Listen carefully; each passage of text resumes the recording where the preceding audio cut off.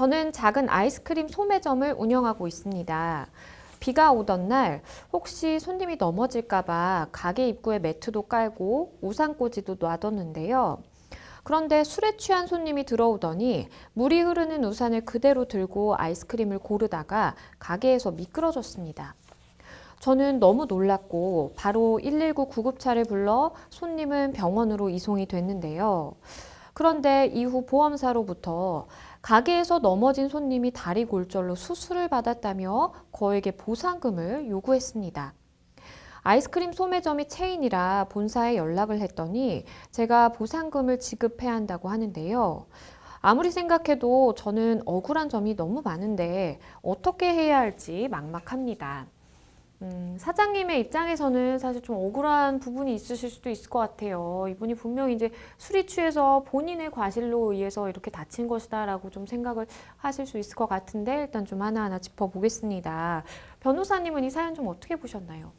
예, 종종 이런 사고들이 좀 일어날 수 있어서 네. 사실 평상시에 그런 사고들이 안 일어나도록 미연에 방지하는 게 가장 중요할 것 같습니다. 그렇죠. 예. 사실 이렇게 굉장히 비가 오고 미끄러질 수 있는 그런 상황이라면 굉장히 좀 손님도 주의하시고 그리고 가게 주인 대신에 이제 사장님도 좀 주의를 하시고 하셔야 되는데 일단 손님에 대한 이 배상 가게 주인인 사장님 우리 상담자분께서 온전히 다 해주셔야 될까요?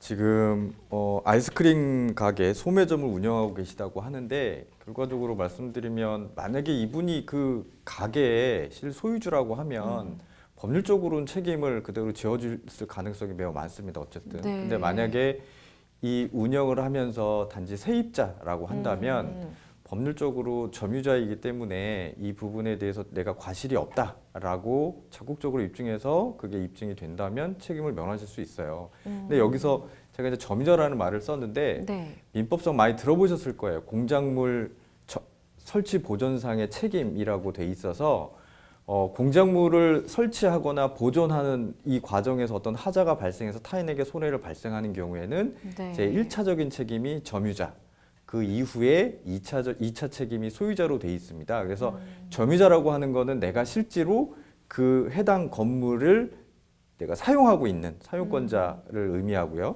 근데 여기 아이스크림 소매점을 운영하고 계시다고 하니까 실질적으로 거기를 사용하고 있으니까 점유자에 해당합니다. 그래서 이분이 만약에 넘어지는 거에 대해서 전혀 내가 다 완전한 안전주의를 다 했고 넘어질 리가 없다라는 부분을 사실상 좀 입증해야 되는 입증 책임의 문제가 좀 있습니다. 이 상담자분께서는 일단은 비가 오니까 손님께서 혹시 이제 넘어질까봐 뭐 매트도 까셨고 우산꽂이도 놔뒀고 나름대로 좀 내가 할 수 있는 건 좀 다 했다라고 생각을 하고 계신 것 같아요. 이런 부분은 좀 어떻게 될까요? 제가 좀 사연을 보기에 이 부분은 분명 지금 상담하시는 분한테 적극적으로 유리한 부분에 해당됩니다. 네. 그래서 이 지금 사연을 보면은 술 취한 손님이 들어오셨단 말이에요. 그렇죠. 술 취한 손님이면은 뭐 취기가 좀 만취하셨다 그러면 많이 휘청휘청 거리실 테고 그렇죠. 그렇기 때문에 손님의 과실이 좀 많이 잡힐 것 같아요. 다만 여기서 책임을 완전히 면하려면 사실상 그 앞에 우산꽂이 그리고 출입구에 뭐 매트 근데 이분이 넘어지신 위치가 어딘지 넘어진 그렇죠. 부분에 사실상 좀 많이 뭐 미끄러울 수 있는 그런 부분이 돼 있는지 아니면 뭐가 걸릴 수 있을 만한 뭔가 있었을지 이런 거를 종합적으로 고려해서 전혀 만약에 비가 왔다고 하더라도 손님의 과실이 없다라고 하면 넘어질 리가 없는 구조이다라고 한다면 적극적으로 운영하시는 상담자님께서는 책임을 많이 경감하실 수도 있을 것 같아요. 실제로 판례에서도 이런 사례에서 사안은 따라 다르지만 5대5로 그 책임을 양분해서 판결한 경우도 있습니다. 사실 뭐 손님께서 어느 지점에서 정확하게 이제 미끄러져셨는지는 모르겠지만 만약에 그 부분에까지 다 미끄럼 방지를 위해서 뭐 하셔야 될 것을 다 했다라고 한다면 많은 부분 좀 책임이 경감될 수 있겠지만 그게 아니라면 또 반대로 그렇게 많이 경감되지는 않을 것이라는 점 좀 말씀을 드렸습니다. 그런데 이런 말씀을 좀 주셨어요. 이런 사고가 발생하니까 이제 프랜차이즈 본사에 좀 문의를 하신 것 같은데 근데 이렇게 본사가 책임져주는 부분이 있을 것이고 아닌 부분이 있을 텐데 프랜차이즈 같은 경우에 본사가 어디까지 좀 책임을 져주는 게 맞을까요? 그 프랜차이즈 계약이라고 하는 거는 이제 법적으로 사실상 용어를 정의하자면 어떤 많이 들어보셨을 텐데 상표 상호를 본사가 허락해주고 그쵸. 그거에 대해서 로열티를 받는 영업행위를 의미합니다. 그래서 A라는 예를 들면 A라는 브랜드의 어떤 가게가 아이스크림 가게가 자기가 본점을 차렸어요. 그거는 네.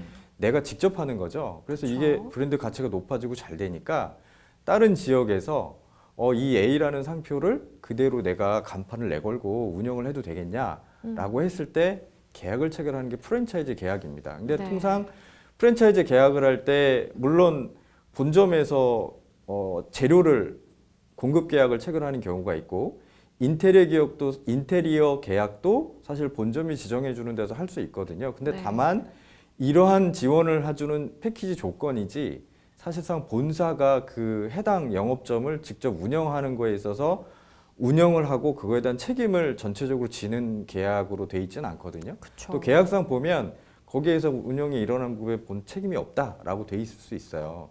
그리고 이 부분이 물론 약관에 해당된다고 하더라도 약관법상 약관에서는 어떤 매수인이라든지 고객의 입장에서 불리하거나 일방적으로 하면 무효일 수 있거든요. 근데 이 부분 자체는 사실 구조 자체가 본사가 직영이 있고 가맹점이 있고 그 가맹점은 실제로 내가 해당 건물의 내가 소유이거나 그 해당 건물 소유자한테 임대차 계약을 체결해서 내가 그 지점에 A라는 브랜드, A라는 상표를 간판을 걸고 내가 아이스크림 운영하겠다는 거기 때문에 그쵸. 본사한테 그 책임을 묻기에는 좀 한계가 있습니다. 네. 사실상 내가 이런 상표를 좀 사용하겠다. 그 대신에 어떤 로열티를 지급하겠다라는 것이 이제 가맹점 프랜차이즈 계약이기 때문에 이렇게 업장에서 발생한 사고 그 자체에 대해서 다 이제 본사의 뭐 책임을 물을 수 있다? 그건 좀 결코 아니다라는 말씀을 해주셨습니다. 마지막으로 이 상담자분께 좀 조언을 주신다면 어떤 게 있을까요? 네. 그래서 매장 안에 이런 사고를 대비해서 물론 CCTV 설치를 요즘들 많이 하시지만 네. 그 해당되는 부분에 CCTV라든지 이런 걸로 인해서 나중에 증거가 있다고 한다면 지금 상담자분이 말씀하셨던 어떤 조치를 취해 놓은 부분이라든지 그리고 넘어지게 된 경위가 어떻게 되는 건지 물론 본인이 좀 미끄러우기도 하지만 본인이 본인의 다리에 걸려서 넘어질 수도 있거든요. 그렇죠.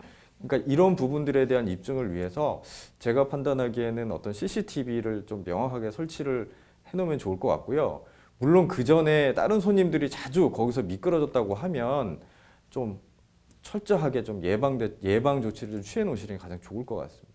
네, 저희에게 뭐 굉장히 구체적인 상황까지는 뭐 말씀을 주지 않으셨는데 그런 부분들에 따라서 어느 정도는 책임이 경감될 수 있는 여지도 있을 것이고 반대로 이제 사장님인 우리 상담자분께서 좀 책임져야 되는 부분이 많으실 수도 있기 때문에 좀 그런 부분들 CCTV를 만약에 있으시다면 통해서 좀 확인을 하시고 잘 대응을 하셨으면 좋겠습니다.